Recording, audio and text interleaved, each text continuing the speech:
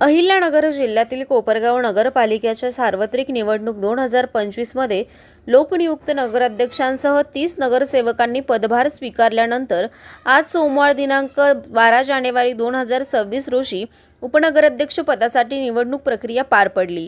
कोपरगाव नगर परिषदेच्या उपनगराध्यक्षपदी भाजप मित्रपक्ष आघाडीचे जितेंद्र रणशूर यांची निवड झाली आहे। आज झालेल्या पहिल्या सर्वसाधारण सभेत भाजप मित्र पक्षाचे बहुमत असल्याने जितेंद्र रणशूर यांनी आपला नामनिर्देशन पत्र दाखल केल्या। त्यानंतर राष्ट्रवादीकडून वाल्मिक लहिरे यांनी देखील उमेदवारी अर्ज दाखल केल्याने निवडणूक प्रक्रिया पार पडून जितेंद्र रणशूर यांची उपनगराध्यक्षपदी निवड झाली आहे। त्यामुळे नगर परिषद आवारात भाजप मित्र पक्षाचे पदाधिकारी व कार्यकर्त्यांनी एकच जल्लोष करत गुलालाची उधळण केली।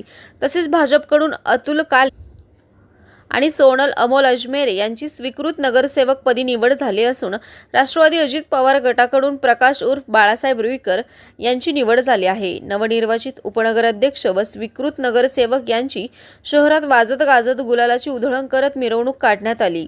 यावेळी महापुरुषांना पुष्पहार अर्पण करून अभिवादन करण्यात आले। नव्या पदाधिकाऱ्यांच्या निवडीमुळे कोपरगाव नगरपालिकेच्या प्रशासनाला गती मिळणार असून शहराच्या विकास कामांना अधिक चालना मिळेल अशी अपेक्षा नागरिकांकडून व्यक्त केली जात आहे। दरम्यान भाजपा कोल्हे गटाकडे बहुमत असल्या कारणामुळे ही निवडणूक बिनविरोध व्हायला हवी होती अशी खंत नूतन उपनगराध्यक्ष जितेंद्र रणशूर यांनी यावेळी व्यक्त करत विरोधकांवर निशाणा साधला आहे। तर नवनिर्वाचित उपनगराध्यक्ष आणि स्वीकृत नगरसेवकांचे अभिनंदन करण्यासाठी आमचे नगरसेवक उभे राहिले असता पीठासीन अधिकारी यांनी आम्हाला बोलू दिले नाही। पहिल्याच दिवशी सभागृहात आमचा आवाज दाबण्याचा प्रयत्न सत्ताधारी पार्टीने केला असल्याचे गंभीर आरोप राष्ट्रवादी काँग्रेस पक्षाचे नवनिर्वाचित नगरसेवकांनी केले आहे। पहिल्याच सभेमध्ये काळे व कोल्हे गटाकडून आरोप प्रत्यारोप झाले असल्या येणाऱ्या काळात पालिकेचा विकास कामांचा गाडा यापुढे कशा प्रकारे चालेल हे बघणे औत्सुक्याचे ठरणार आहे। कोपरगाव एक्सप्रेस न्यूजसाठी सुनील ससाने, कोपरगाव। आज जे उपनगराध्यक्ष म्हणून आमचे जितू रणशूर निवडून आले त्यांनाही शुभेच्छा देतो। त्याचप्रमाणे स्वीकृत म्हणून आमचे मार्गदर्शक अतुल भाऊ काले असतील, अजमेरे सोनलताई अजमेरे आणि आमचे बाळासाहेब रुईकर तिघांनाही शुभेच्छा देतो आणि आपल्या सगळ्यांना शुभेच्छा देतो। आता जितू भाऊंनी सांगितल्याप्रमाणे मी 21 तारखेला सांगितलं होतं की राजकारण संपलं, आजपासून आपल्याला सगळ्यांना बरोबर घेऊन काम करायचं आहे आणि त्या पद्धतीने मी कामकाज चालू केलं होतं। सगळ्याच प्रभागात स्वच्छता असेल, पाणी असेल, सगळे काम आपण चालू केलेले आणि भविष्यात आपल्याला करायचं आहे।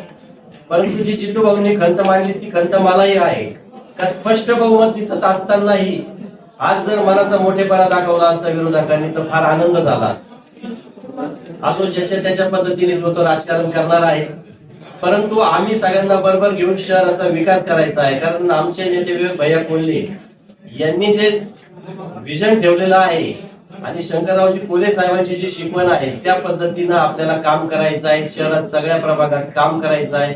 जो विश्वासनामा दिलेला आहे त्या विश्वासनामातील सर्व कामे आम्हाला पूर्ण करायची आहे। परत एकदा मी विरोधकांना विनंती करतो की इथून पुढे जे आज जे झालं ते सोडून द्या, पण इथून पुढे विरोधी सदस्य म्हणतोय, तुम्ही मध्ये बोलले म्हणून थांबलो।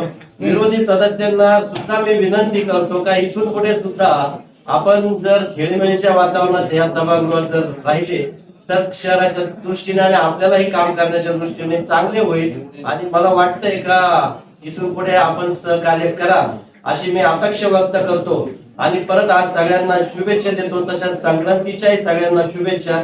जय हिंद, जय महाराष्ट्र। आणि इथं बहुमत नसताना आमच्या गटनेत्याने विनंती केल्यानंतर सुद्धा विरोधकांनी ती निवडणूक बिनविरोध नाही केली याची मला खंत वाटते। कारण मी आंबेडकर चळवळीत काम करणारा कार्यकर्ता आहे। या उपनगराध्यक्षपदी या ठिकाणी कोपरगाव नगरपालिकेच्या उपनगराध्यक्षपदी 40 वर्षानंतर आंबेडकर चळवळीतला कार्यकर्ता, हे बौद्ध समाजातला मागासवर्गीय समाजातला कार्यकर्ता या ठिकाणी उपनगराध्यक्ष होणार आहे। कालकथित बाळाभाऊ धोंडीबा शिंदे नंतर पहिल्यांदी माझी वर्णी लागणार आहे। या ठिकाणी विरोधकांनी त्या गोष्टीचा विचार करायला एक संकेत केला असता का आम्ही सर्व जाती धर्माला बरोबर घेऊन काम करतो आणि जर अशा पदावर काम करण्याची संधी जर मागासवर्गीय दलित समाजातल्या कार्यकर्त्याला मिळत असेल तर त्या ठिकाणी बिनविरोध झालीच पाहिजे। प्रामाणिक इच्छा होती कारण मी चळवळीत या शहरात 35 वर्षात काम करताना मी कसं काम केलेलं आहे कोपरगाव शहरातल्या नागरिकांना माहिती. अतिशय प्रामाणिक काम. मी माझी स्तुती नाही सांगत तर सगळं गाव सांगेल का माझ्यावर एकही डाग नाही. आणि माझी विनंती होती, मी त्यांनाही विनंती केली की बिनविरोध होऊन द्या.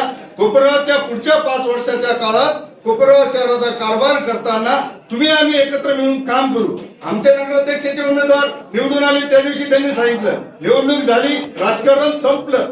पण हा चुकीचा संदेश या निमित्ताने तालुक्यात गेलेला आहे का दलित समाजाचा कार्यकर्ता असताना सुद्धा तुम्ही निवडणूक केली का तुमच्या भावना काय होता ते आमच्या लक्षात येत नाही. आमच्या विनंतीला तुम्ही मान दिला नाही. मी एक कार्यकर्ता म्हणून, आंबेडकर चळवळीतला कार्यकर्ता म्हणून या आयुष्यभर मनात खंत राहील काही बिनविरोध झाली पाहिजे होती. माझी अपेक्षा होती, माझी ही अपेक्षा होती का ही निवडणूक बिनविरोध झाली पाहिजे होती. त्याचा संदेश चांगला गेला असता. पण त्यांना बिनविरोध करायची नव्हती. त्यांना मागासवर्गीय समाजातल्या व्यक्तीला या पदावर बसवायची इच्छा नसेल म्हणून त्यांनी हा निवडणुकीचा फार झालो. असो, निवडणूक झालेली आहे, आम्ही विजयी झालेलो आहे. शहराचं काम करताना कोपरगाव शहरातले मतदार असतील 60-65 हजार आणि 80,000 लोकसंख्येला निश्चित 5 वर्षात माननीय विवेक भाईंनी जो विश्वासनामा दिलेला, विश्वासनामा विकासाचा आहे, विश्वासनामा विवेक भाईंचा आहे. एवढंच या निमित्ताने सांगतो. माझं लावलेलं मनोगत संपवतो. जय भीम, जय महाराष्ट्र. आज कोपरगाव नगरपालिकेची जी पहिल्यांदी सभा झाली त्या सभेमध्ये उपनगराध्यक्ष त्याचप्रमाणे स्वीकृत नगरसेवकांची निवड झाली. उपनगराध्यक्षपदी आमचे मित्र जितेंद्र रणशेव यांची निवड झाली. त्याचबरोबर सोनल आजमेरे, अतुल शेटकाली व माझी स्वतःची स्वीकृत नगरसेवकपदी निवड झाली. आजच्या या प्रथमच्या सभेमध्ये जो प्रकार घडला का आम्हाला अभिनंदन करायचं होतं, आमच्या आमदार साहेबांच्या वतीने आम्हाला अभिनंदन करायचं होतं, परंतु आम्हाला बोलू दिलं नाही. आणि पहिल्याच मीटिंगमध्ये आमचा आवाज दाबण्याचा प्रयत्न सत्ताधारी पक्षांनी केला. त्याच्या काही नाही,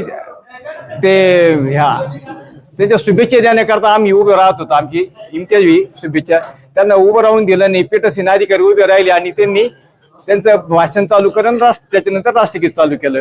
पहिल्याच मीटिंगमध्ये जर कोपरगाव शहराचा विकास करायचा असेल तर एकमेकाच्या सहकार्याने, एकमेकाच्या साथीने हा विकास झाला पाहिजे. परंतु तुम्ही आज पहिल्याच मीटिंगमध्ये असा आमचा आवाज दाबण्याचा प्रयत्न केला, त्याचा आम्ही निषेध व्यक्त करतो. धन्यवाद. जय हिंद, जय महाराष्ट्र. आज पहिल्या मीटिंगमध्ये उपनगराध्यक्ष पदाची जी निवडणूक होती त्याच्यात जी निवडणूक झाली त्याच्यात आम्ही शुभेच्छा आमदार साहेबांच्या वतीने शुभेच्छा देण्यासाठी उभं राहिले असता आम्हाला पीठासीन अधिकारी यांनी मनाई केली, आम्हाला शुभेच्छा नाही देऊन दिले. पहिल्याच मीटिंगमध्ये आमचा आवाज दाबण्यात आला. परंतु शहर विकासासाठी आम्ही सदैव आमचा आवाज या सभागृहात आमची बाजू मांडत राहू. आणि दुसरी गोष्ट, कोपरगाव नगरीचे विद्यमान नगराध्यक्ष, उपनगराध्यक्ष मान्य जितेंद्र रणशेव, अतुल शेटकाले, अजमेरे ताई आणि आमचे बाळासाहेब रुईकर यांना प्रथम आमदार साहेबांच्या वतीने शुभेच्छा देतो.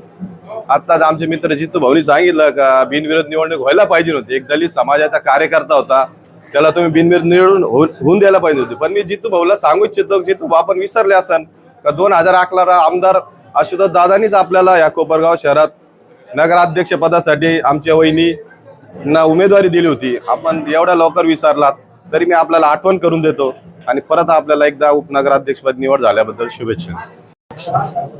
आज या ठिकाणी सार्वत्रिक निवडणूक 2025 नंतर प्रथमच पालिकेची सर्वसाधारण सभा आयोजित केलेली होती.